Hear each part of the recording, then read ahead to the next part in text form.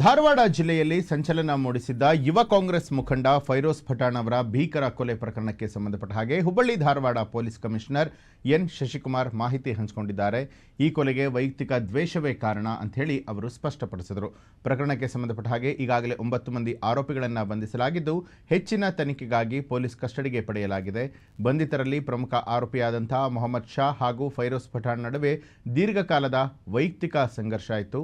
ಫೈರೋಜ್ ತನಗೆ ಪದೇ ಪದೇ ಕಿರಿಕಿರಿಯನ್ನು ಕೊಡ್ತಿದ್ದ ಅಂತ ಹೇಳಿ ಆರೋಪಿ ಮೊಹಮ್ಮದ್ ಶಾ ವಿಚಾರಣೆ ವೇಳೆ ಬಾಯ್ಬಿಟ್ಟಿದ್ದಾನೆ. ಇವರಿಬ್ಬರ ನಡುವಿನ ಜಗಳ ಹಲವು ಬಾರಿ ಪೊಲೀಸ್ ಠಾಣೆ ಮೆಟ್ಟಿಲನ್ನು ಕೂಡ ಏರಿತ್ತು.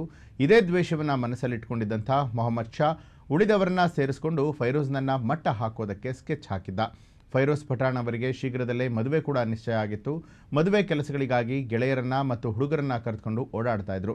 ಆದರೆ ಇದನ್ನು ತಪ್ಪಾಗಿ ಅರ್ಥೈಸಿಕೊಂಡಿದ್ದಂಥ ಆರೋಪಿಗಳು ಫೈರೋಜ್ ತನ್ನ ಮೇಲೆ ದಾಳಿ ಮಾಡೋದಕ್ಕೆ ಹುಡುಗರನ್ನ ಒಗ್ಗೂಡಿಸ್ತಾ ಇದ್ದಾನೆ ಅಂತ ಹೇಳಿ ಭಾವಿಸಿದರು. ಹೀಗಾಗಿ ಕಳೆದ ಹಲವು ದಿನಗಳಿಂದ ಫೈರೋಜ್ನ ಪ್ರತಿ ಚಲನವಲನದ ಮೇಲೆ ಕಣ್ಣಿಟ್ಟಿದ್ದಂಥ ಹಂತಕರು ಮನೆಯಲ್ಲಿ ಪುರುಷರು ಇಲ್ಲದ ಸಮಯವನ್ನು ನೋಡಿ ದಾಳಿಯನ್ನು ನಡೆಸಿದ್ದಾರೆ.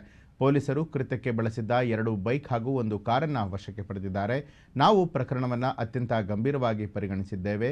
ಇನ್ನೂ ಹೆಚ್ಚಿನ ವಿಚಾರಣೆಯನ್ನು ನಡೆಸ್ತೇವೆ ಅಂತ ಹೇಳಿ ಕಮಿಷನರ್ ಶಶಿಕುಮಾರ್ ಅವರು ತಿಳಿಸಿದ್ದಾರೆ.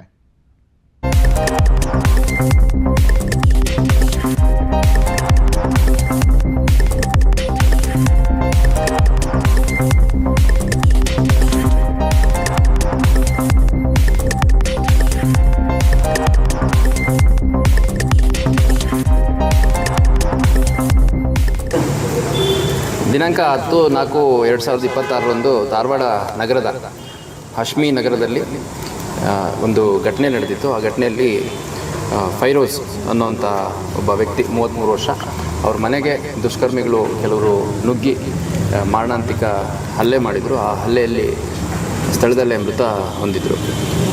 ಅದಾದಮೇಲೆ ನಾವು ಸ್ಥಳಕ್ಕೆ ಭೇಟಿ ನೀಡಿ ಮತ್ತು ಪ್ರಕರಣ ದಾಖಲು ಮಾಡಿಕೊಂಡು ಧಾರವಾಡ ಉಪನಗರ ಪೊಲೀಸ್ ಠಾಣೆಯಲ್ಲಿ ಕೊಲೆ ಪ್ರಕರಣವನ್ನು ದಾಖಲು ಮಾಡಿಕೊಂಡಿದ್ವಿ. ಆ ಒಂದು ಪ್ರಕರಣದಲ್ಲಿ ಒಟ್ಟು 9 ಜನರನ್ನು ನಾವು ಅರೆಸ್ಟ್ ಮಾಡಿದ್ದೀವಿ. ಆ 9 ಜನರನ್ನು ನಿನ್ನೆ ಅರೆಸ್ಟ್ ಮಾಡಿ ನ್ಯಾಯಾಲಯಕ್ಕೆ ಮಾಡಿದಂಥ ಸಂದರ್ಭದಲ್ಲಿ ಅವರು ನ್ಯಾಯಾಂಗ ಬಂಧನ ಕೊಟ್ಟಿದ್ದಾರೆ. ಮತ್ತು ಅವ್ರನ್ನ ಪೊಲೀಸ್ ಕಸ್ಟಡಿ ತೊಗೊಂಡು ಫರ್ದರ್ ಇನ್ವೆಸ್ಟಿಗೇಷನ್ ಅಂದರೆ ಮುಂದುವರೆದ ತನಿಖೆಯನ್ನು ಮಾಡುವಂಥ ಕ್ರಮ ಕೈಗೊಳ್ಳಲಾಗುತ್ತೆ. ಈ ಒಂದು ಪ್ರಕರಣದಲ್ಲಿ ಪ್ರತ್ಯಕ್ಷದರ್ಶಿಗಳೇನಿದ್ದಾರೆ, ಪ್ರತ್ಯಕ್ಷದರ್ಶಿಗಳ ಮುಂದುವರೆದ ಮತ್ತು ಹೆಚ್ಚುವರಿ ಹೇಳಿಕೆಯನ್ನು ಪಡೆದುಕೊಳ್ಳಲಾಗ್ತಾ ಇದೆ. ಮತ್ತು ಅವರುಗಳು ಆರೋಪಿತರನ್ನು ನೋಡಿದ್ದೀವಿ ಅಂತ ಹೇಳಿರೋದರ ಹಿನ್ನೆಲೆಯಲ್ಲಿ ಮತ್ತು ಅವರ ಡೀಟೇಲ್ಸ್ ಏನಿದೆ ಯಾರು ಅನ್ನೋದು ಎಕ್ಸಾಕ್ಟ್ಲಿ ಗೊತ್ತಿಲ್ಲ ಅನ್ನೋದ್ರ ಹಿನ್ನೆಲೆಯಲ್ಲಿ ಒಂದು ಟೆಸ್ಟ್ ಐಡೆಂಟಿಫಿಕೇಷನ್ ಪೆರೇಡನ್ನು ಕೂಡ ಈ ಒಂದು ಕೇಸ್ನಲ್ಲಿ ಮಾಡಿಸಲಾಗುತ್ತೆ. ಹಾಗಾಗಿ ಅದಕ್ಕೂ ಕೂಡ ನಾವು ಮಾನ್ಯ ನ್ಯಾಯಾಲಯಕ್ಕೆ ಟೆಸ್ಟ್ ಐಡೆಂಟಿಫಿಕೇಷನ್ ಪೆರೇಡ್ಗೆ ಕೂಡ ಅನುಮತಿಯನ್ನು ಕೋರಲಿದೆ. ಕೊಲೆಗೆ ಕಾರಣ ಏನಾದರೂ ರಾಜಕಾರಣನೋ ಅಥವಾ ಏನಾದರೂ ಮೃತ ಹೊಂದಿರುವಂಥ ವ್ಯಕ್ತಿ ಮತ್ತು ಯಾರು A1 ಆರೋಪಿ ಇದ್ದಾನೆ ಅವರಿಬ್ಬರ ನಡುವೆ ಸ್ವಲ್ಪ ಭಾಳ ದೊಡ್ಡ ಮಟ್ಟದ ವೈಯಕ್ತಿಕ ಸಂಘರ್ಷ. ಆ ವೈಯಕ್ತಿಕ ಸಂಘರ್ಷ ಅಂತಂದರೆ ಪ್ರತಿದಿನದ ಚಟುವಟಿಕೆಯಲ್ಲಿ ಪರಸ್ಪರ ಸಂಘರ್ಷ ಆಗ್ತಾಯಿತ್ತು ಅಂತಂದು ಆರೋಪಿ ಹೇಳಿದ್ದಾನೆ. ಮತ್ತು ಕಂಪ್ಲೇಂಟಲ್ಲೂ ಕೂಡ ಇದೇ ರೀತಿ ತಮ್ಮ ವೈಯಕ್ತಿಕ ಬೆಳವಣಿಗೆ ದೃಷ್ಟಿಯಿಂದನೂ ನಿರಂತರವಾಗಿ ಕಿರಿಕಿರಿ ಮಾಡ್ತಿದ್ದ ಆರೋಪಿ ಅನ್ನುವಂಥದ್ದು ಹೇಳಿದ್ದಾನೆ. ಹಂಗಾಗಿ ಅವರ ದಿನನಿತ್ಯದ ಚಟುವಟಿಕೆಯಲ್ಲಿ ಪರಸ್ಪರ ಸಂಘರ್ಷ ಇದ್ದದ್ದು ಮುಖ್ಯ ಕಾರಣ ಅನ್ನುವಂಥದ್ದು ತಿಳಿದು ಬಂದಿದೆ. ಮತ್ತು ಈ ಪ್ರಕರಣದ ಆರೋಪಿಗಳೇನಿದ್ದಾರೆ ಅದರಲ್ಲಿ ಕ್ರಿಮಿನಲ್ ಹಿನ್ನೆಲೆ ಇರುವಂಥ ಕೆಲವು ಆರೋಪಿಗಳು ಕೂಡ ಇದ್ದಾರೆ. ಆ ಆರೋಪಿಗಳು ಪರಸ್ಪರ ಸಂಪರ್ಕ ಮಾಡಿ ಸುಮಾರು